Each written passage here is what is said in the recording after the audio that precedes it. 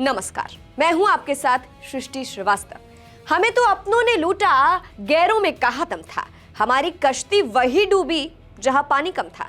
ये कहावत आज पश्चिम बंगाल की पूर्व मुख्यमंत्री ममता बनर्जी पर एकदम फिट बैठ रही है। सत्ता की कुर्सी जाने का गम कम था कि अब उनके अपने भी उनके दुश्मन निकल रहे हैं। यानी समझ लीजिए, ममता बनर्जी पर इस वक्त दुखों का पहाड़ टूट पड़ा है। इसलिए तो वो सीएम की कुर्सी तक छोड़ने को तैयार नहीं थी, यानी डिनायल में थी। खैर, अब जो खबर निकलकर सामने आ रही है वो तो और भी चौंकाने वाली है। कहा जा रहा है कि सबसे बड़ा धोखा तो ममता बनर्जी के साथ उनके भतीजे अभिषेक बनर्जी ने किया है। दरअसल ये खबर निकलकर सामने आ रही है कि अभिषेक बनर्जी ममता सरकार गिराना चाहते थे और यह दावा टीएमसी से निकाले गए नेता ने किया है। हिंदुस्तान की एक रिपोर्ट में इस पर खुलासा किया गया है। हिंदुस्तान की एक रिपोर्ट में लिखा गया है, तृणमूल कांग्रेस के निलंबित प्रवक्ता रीजू दत्ता ने दावा किया है कि आरजीकर की घटना के बाद जब आंदोलन हुआ तब अभिषेक बनर्जी ने ममता बनर्जी की सरकार गिराने के लिए साजिशें रची थी। हालांकि इसका कोई पुख्ता प्रमाण सामने नहीं आया है। इतना जरूर देखा जा रहा है कि टीएमसी में अभिषेक बनर्जी के करीबियों को साइडलाइन करके पुराने लोगों पर ही भरोसा जताया जा रहा है। अब इस रिपोर्ट के बाद अभिषेक बनर्जी पर सवाल उठ रहे हैं कि क्या वो सच में ममता बनर्जी की सरकार गिराना चाहते थे। हालांकि इसकी कोई पुष्टि नहीं है, लेकिन सवाल तो उठेंगे ही, क्योंकि ममता सरकार की हार की जिम्मेदारी टीएमसी में ही कोई लेने को तैयार नहीं है। ऐसे में कई लोग निशाने पर आ रहे हैं।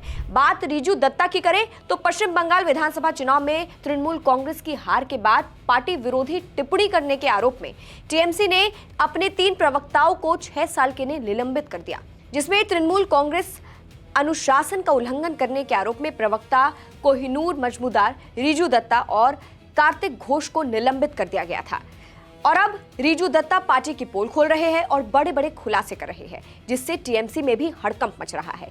बता दें, टीएमसी के हारने के बाद सिर्फ फुटबॉल का दौर जारी है। पार्टी में ही एक दूसरे पर इल्जाम लगाया जा रहा है। हार के बाद पूर्व मुख्यमंत्री ममता बनर्जी के सगे भतीजे अभिषेक बनर्जी को लेकर दर्जनों टीएमसी नेताओं और प्रवक्ताओं ने खुलकर नाराजगी जाहिर की, लेकिन ऐसे नेताओं को बाहर का रास्ता दिखा दिया गया है। हालांकि अभिषेक बनर्जी को लेकर खुलासे भी हो रहे हैं। वहीं रीजू दत्ता ने मीडिया से बात करते हुए अभी हाल फिलहाल ही कहा था, टीएमसी के हार के 3 कारण हैं। पिछले 6 महीने से पार्टी को आईपैक चला रही थी। वे लोग हमें मैसेज भेजते थे कि हम शुभेंदु अधिकारी और उनके पिता को गालियां दें।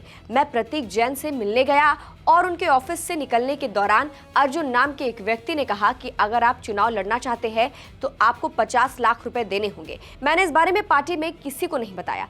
आगे उन्होंने कहा था, आखिर दीदी और अभिषेक बनर्जी को ये जिम्मेदारी लेनी चाहिए कि कैसे एक बाहरी संगठन ने पूरी पार्टी पर कब्जा कर लिया। टीएमसी नेताओं के घर ईडी के छापे पड़े तो दीदी पार्टी के डेटा सुरक्षित करने वहां पहुंच गए। उनके खिलाफ ईडी का एक मामला सुप्रीम कोर्ट में चल रहा है। फैसला खिलाफ आया तो वो जेल जा सकती है।